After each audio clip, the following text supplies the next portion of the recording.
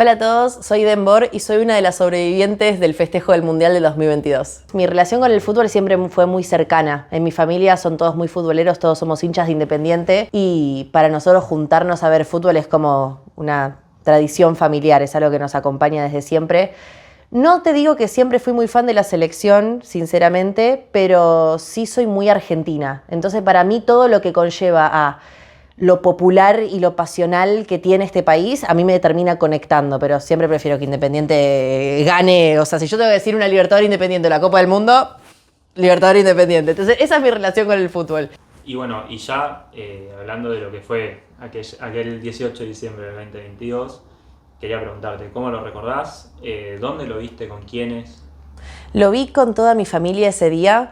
Obviamente estábamos todos extasiados. A mí siempre me caracterizó ser la extasiada de la familia. Fue como que terminó el partido y yo dije, me voy al Obelisco. Automáticamente. Fue como, mamá, dame la bandera esa, la más larga que tenemos de Argentina, que me voy. Yo recién estaba saliendo con mi novio, mismo mi familia no lo conocía. Y él me pasaba a buscar con la moto. Yo me sentía, no sé, en 3 metros sobre el cielo, con mi chico nuevo. Entonces agarré la bandera, mi mamá me miró y me dijo, ¿te vas a ir con una bandera en una moto? ¿No te parece un poco peligroso? Y yo, tipo, no, mamá, qué mala vibra que sos. O sea, acabamos de ganar el Mundial y vos ya estás tirando mala energía, ¿viste? Esas fueron las últimas palabras que yo le podría haber dicho a mi vieja. Tipo, como, mamá, déjate de joder, me voy.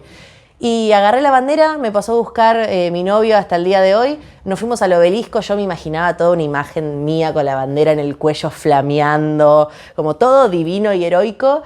Y cuando estábamos casi llegando al Obelisco, ahí cerca de Constitución, como tuvimos que bajar la velocidad de la moto, porque había demasiada gente ya, la bandera deja de flamear y se me engancha con la rueda de atrás, en realidad con la rueda o con la cadena de la moto. Todo el momento que pasó después, yo siempre estuve consciente, como que nunca perdí la conciencia. En un punto siento que estaba bastante tranquila, me dejé como caer de la moto, como que no forcé, como que siento que en un punto me dejé caer y me dejé llevar, me arrastré por todo el asfalto hirviendo que había ese día, me di cuenta que tenía la cadera fuera de lugar, apenas frenó toda la caída y yo quedé como abajo de la moto ahorcándome con la bandera, porque también fue esa situación de, claro, tenía un doble nudo hecho, entonces, nada, claramente no se salió la bandera, se me enganchó el pelo en la cadena también, como que estaba todo el mundo encima alrededor mío gritando, se muere, ayúdenla, por favor, se está ahorcando, como es muy loco en la cabeza de una persona escuchar a todo el mundo gritando a tu alrededor que te estás por morir. O sea, eso es realmente loco. Y ahí apareció una persona con un cuchillo, eso supongo que será para cortar la botella para el Fernet, apareció un cuchillo por ahí y me cortaron la bandera y cuando me sacan la moto de encima, le digo a mi novio, no me muevas porque tengo la cadera fuera de lugar, me doy cuenta automáticamente, vino una enfermera, me hizo como tipo, mover los pies, cosas así, y mi novio me tenía que sacar del medio de la autopista. Y obviamente yo antes, toda mi vida supe que cuando alguien tiene un accidente de tránsito no hay que moverlo porque cualquier cosa le puede pasar. Y mi novio me dijo, no, te tengo que mover de acá porque no nos pisó un auto de pedo, te tengo que correr. Y esa situación de levantarme tipo a UPA como bebé, creo que fue de lo mejor que me pasó porque me acomodó la cadera automáticamente. Automáticamente fue como ese movimiento que a mí me salvó porque después estuve 2 horas tirada en la calle. Después, bueno, me enteré que tenía también la tibia rota y el dedo del otro pie roto. O sea, tenía la cadera izquierda y la tibia izquierda y el dedo del pie derecho. Entonces tenía las 2 piernas que no me podía mantener parada. Y eso así estuve 2 horas en la calle. Entonces yo creo que si hubiera tenido la cadera fuera del lugar 2 horas ahí tirada, hoy mi vida cotidiana, el entrenar, el caminar, el llevar una vida como cualquier persona, creo que hoy sería muy distinta si me hubiera pasado eso. ¿Qué recuerdos, más allá de esto que me contás del accidente, de sí, cómo fue, qué recordás de esas 2 horas? Porque es lo que decís, en un día tan movilizante, con un montón de gente en la autopista, ¿no? Con todo colapsado, ¿cómo fueron esas 2 horas hasta que pudiste llegar a un hospital y te pudieron atender? Y yo entraba como en el loop, ¿viste? Estaba tirada así y cantaba y después lloraba y me acuerdo que, claro, nadie se daba cuenta que era lo que me pasaba, porque en general en Argentina somos muy solidarios, cuando vemos un accidente o algo siempre ayudamos. Pero claro, yo estaba en el medio de San Juan y 9 de julio, tirada en el piso, podría estar borracha tranquilamente, solamente tenía todo el cuello quemado, toda lastimada, y vinieron 2 chicas, me acuerdo, que me miraron y me dijeron, che, ¿estás bien? Como que lo miraron a mi novio, tipo, ¿él te hizo algo? como que vinieron a buscar una complicidad femenina de te podemos ayudar porque estás toda lastimada. Y me acuerdo que esas fueron las únicas chicas que sacaron hielos de su heladerita, lo envolvieron en una bolsa y me lo dieron para ponérmelo en las piernas. Pero eso ponerle que pasó a la hora. Mismo tampoco el personal policial no me quiso ayudar, me decían como que no iba a llegar nadie. Que a ver, era verdad, pero sentí que por lo menos yo no esperaba nada realmente de la gente. Yo creo que en esa situación si hubiera sido otro, yo creo que tampoco lo hubiera registrado realmente que había alguien en el piso. Estaban todos en una. Pero creo que el personal del servicio que nos ayuda en un punto, tampoco me sentí como que haya sido servicial o que me hayan calmado por lo menos, ¿no? Bien. Y una vez que pudiste llegar al hospital, ¿qué te dijeron? Porque realmente fueron muchas heridas. Sí, primero lo que me dijo la enfermera es, ¿nunca viste Los Increíbles? No hay que usar capas. Eso fue lo primero que me dijo una enfermera. Y después otra chica me acuerdo que me agarró y me dijo, vos sos consciente que estás viva de milagro, ¿no? Porque hasta ese momento para mí había tenido un accidente en moto. Y es como, bueno, le pasa a cualquiera. Pero después cuando me empezaron a explicar que por cómo yo tenía el latigazo cervical, por cómo tenía todo quemado el cuello y cortado, un montón de situaciones que realmente...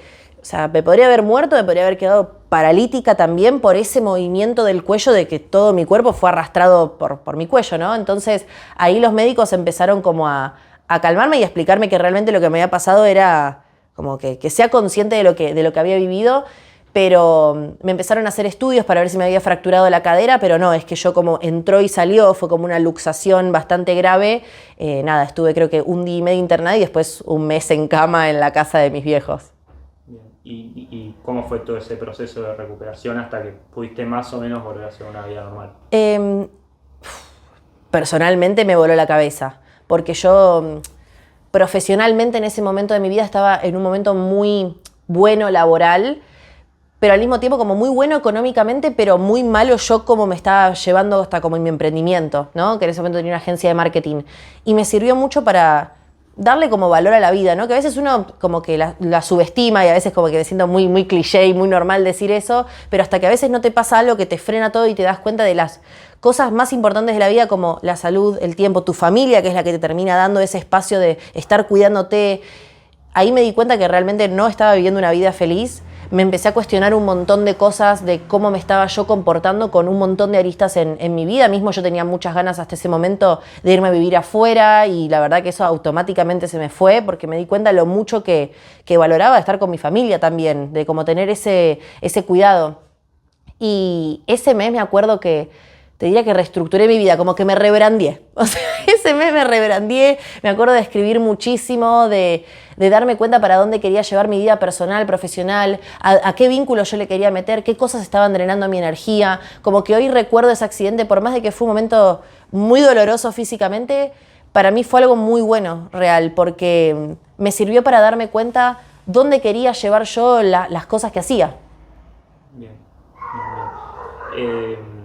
¿Cómo fue la reacción de tu círculo más cercano, ¿no? Porque como vos dijiste, tus papás que habían quedado acá, me imagino que allá la idea, ¿no? Como ese día era, bueno, por ahí nos encontramos con tal en tal lado, con esta otra persona allá.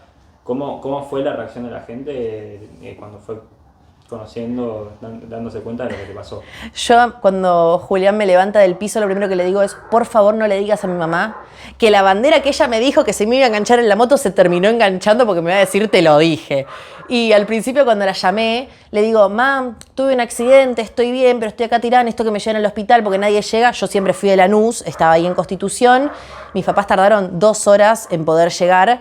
Y cuando recién llegaron al hospital, porque primero llegó mi suegro, que yo no lo conocía, yo recién estaba saliendo con mi novio, o sea, nos conocimos todas las familias ahí. O sea, mis viejos conocieron a mi novio en el hospital, o sea, muy random.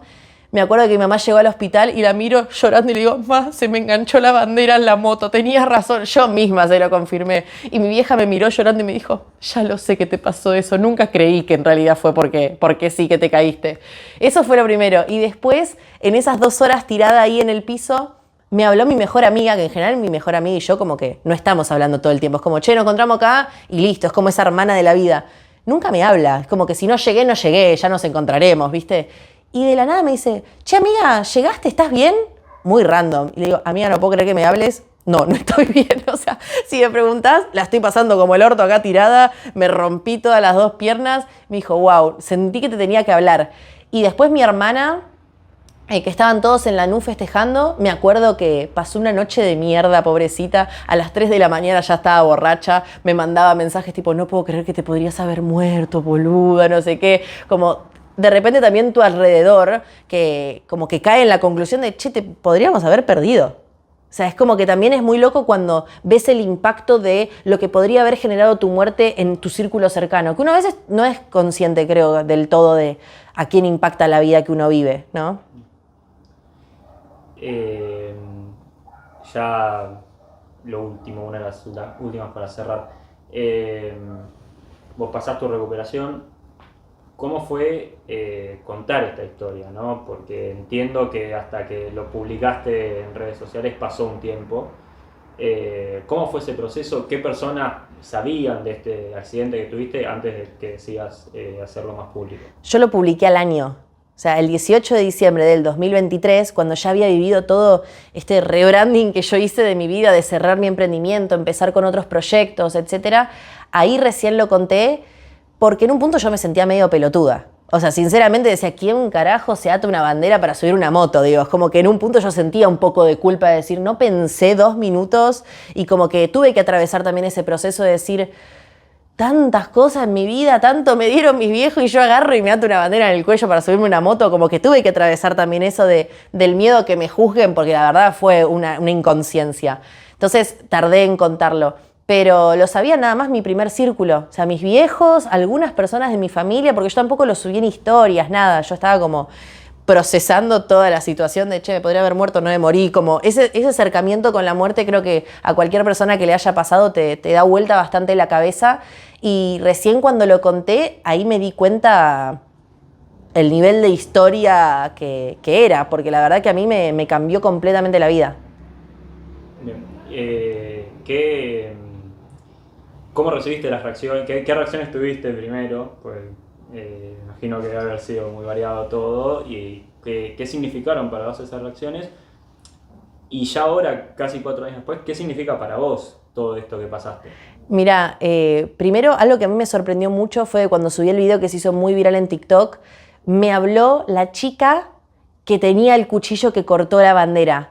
Y me pasó un video que había hecho la hija desde el auto de cuando estaban todos intentando levantar la moto. O sea, fue como ver todo eso que yo había vivido desde otra perspectiva. Eso me pareció una locura porque apareció mucha gente diciéndome, ay, yo lo vi el accidente, yo estaba ahí, no sé qué. Eso fue muy loco. Después obviamente había un montón de gente que me decía que era una boluda, que cómo no lo pensé. Y después me acuerdo que el comentario más viral de TikTok de ese video fue lo que me dijo la enfermera. Tipo, no escuchaste Edna Moda, nunca hay que usar capas. Eso fue como, me quedó patente. Es el día de hoy que soy muy cuidadosa con todo. Veo a alguien en una moto que tiene, no sé, la tirita de la mochila un poco larga y yo digo, ay, por favor, que no se le enganche eso. No sabe lo que le puede pasar. Pero la verdad que eso fue como lo que más me choqueó, poder ver la gente que también estuvo ese día, que no dejan de ser como esos medio héroes anónimos que uno tiene en momentos que no sos consciente. ¿Y qué significa para vos el accidente? ¿Qué significa para vos ahora? ¿Qué importancia le das? Para mí fue el punto de inflexión total de mi vida, porque fue como haberme dado cuenta a los 23, 24 años que yo no era feliz. Yo creo que eso a veces le pasa a la gente cuando es un poco más grande. Recién a los 23 yo dije, che, ¿para qué estoy haciendo con mi vida? Es como, estoy yendo de una forma muy automática a un montón de lugares, estoy tomando un montón de decisiones sin realmente consultarme si esto a mí me llena para la vida que quiero vivir o no. Y ahí fue cuando realmente mi vida cambió, porque yo tenía muchas ganas de empezar a subir contenido, pero me daba miedo que me juzguen, y a partir de ese momento dije, ¿qué me importa? O sea, realmente, ¿qué me importa lo que pueden llegar a pensar? Y ese 2023 es que empiezo a subir contenido, empiezo a mostrar un poco más mi emprendimiento en todo y se empieza a viralizar. Realmente a mí mi vida del 2023 cambió rotundamente. Mi negocio creció, pero un 400% en un año. Y fue porque realmente yo me animé en un punto, a escuchar un poco más lo que quería y no vivir tan en automático. Bien, la última. Y ya muy breve para cerrar. ¿Te guardaste algún recuerdo de ese día? ¿Te quedó algo?